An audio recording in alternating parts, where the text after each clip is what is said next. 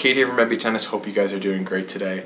Today, we're gonna be talking about winning ugly and turning your bad matches around. Today, we're gonna be talking about playing like shit and how to fix it, all right? It sucks, it happens to all of us. We can never bring our best level a lot of the time. So today, I'm gonna show you guys how maybe you can turn some of those matches around. I had a recent experience here playing one of my dual matches here for SNU, and it was going super south.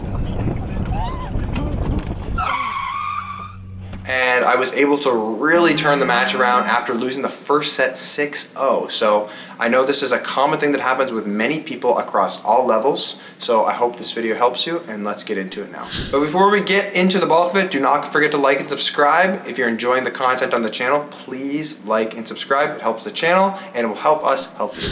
So the first thing I wanted to talk about, like I said, I played a match recently. I lost the first set 6-0. And one thing with college tennis is you don't know the opponent that well. You don't get a warm up with them. Sometimes you play doubles against them before, but you really got to do some studying prior to the match if there's any data on the internet about them. But you really got to do some of the digging in the first few games. And if you struggle, sometimes that can go south real quick. So I was flat. Wasn't playing great, lost the first set 6-0, was having a hard time finding this guy's weakness, and I was getting a little bit frustrated. So one thing that you guys can do if you run into a very similar situation is not focus on your opponent's weakness, but rather focus on just winning points.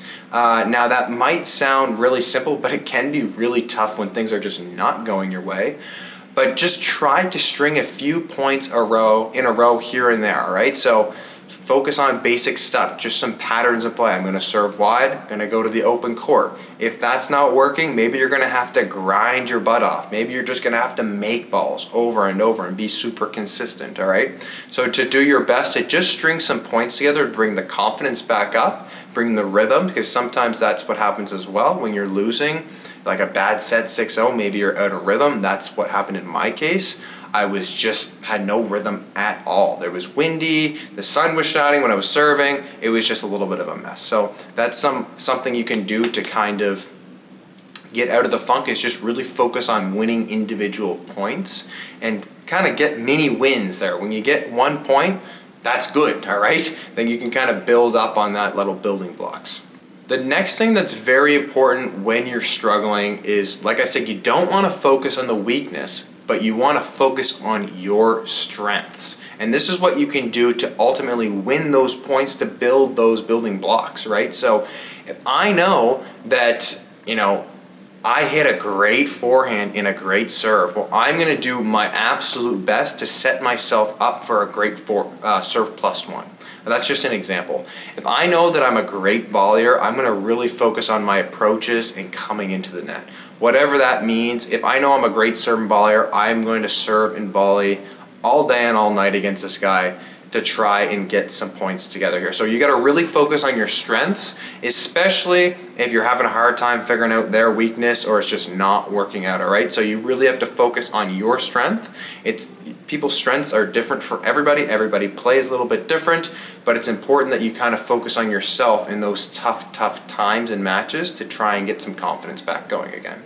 And one thing to also that ties into this as well is think about basic tactics with your strengths. So we actually just did a video on this very recently. If you're interested in checking that out, please do. Basic tactics, taking time away, being consistent, buying time, moving your opponent. These are very simple things that you can start to do when things are going poorly. All right, so if I need to get some rhythm, maybe I'm just gonna make balls over and over and over and be consistent. Like I said, if my strength is serving and volley, I'm gonna take time away, all right, by serving and volley, maybe try and take on the rise. That might be a little bit risky though if you're out of rhythm and struggling a bit, but just trying to simplify things as much as possible is gonna be very beneficial for a player that is struggling. The other thing that you can do, and this is very tough and you gotta be mentally strong to do this, but is to low-key embrace the challenge, okay? Not everybody is gonna play their best every day. You can't bring a 16 UTR level every day, I'm sorry. Even Yannick Sinner, Alcaraz, Roger, Novak, and Rafa in their prime could not play amazing tennis every single day. It's just impossible. And that's something as tennis players we need to realize. You cannot bring your best level every day. So to realize that and to embrace it, to string those points together can be a big thing for honestly your confidence, knowing that, hey, look, I'm winning points right now against this guy and we're around the same level and I'm playing like crap. So using that to your advantage for some confidence. Hey, I'm not playing great right now, but I'm still able to get some points and I'm in this match, all right? So using that as kind of confidence to get into that match more, get some rhythm, and then hopefully break out of the funk, which I was able to do. Sometimes you don't, which is also very normal, but this is something that you need to remind yourself as tennis players, is just really embrace it and hunker down. And a couple other things that are gonna help you really try and get out of this funk are some more mental things, all right? So you're not gonna help yourself if you're gonna have negative body language. You're not gonna help yourself if you're throwing your racket.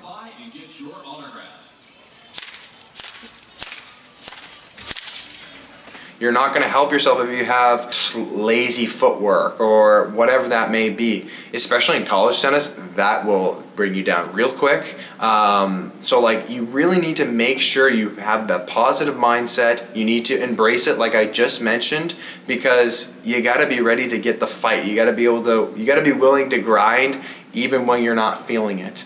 So like I said, get those feet moving. Sometimes when we're in these funks, our footwork is a little bit off.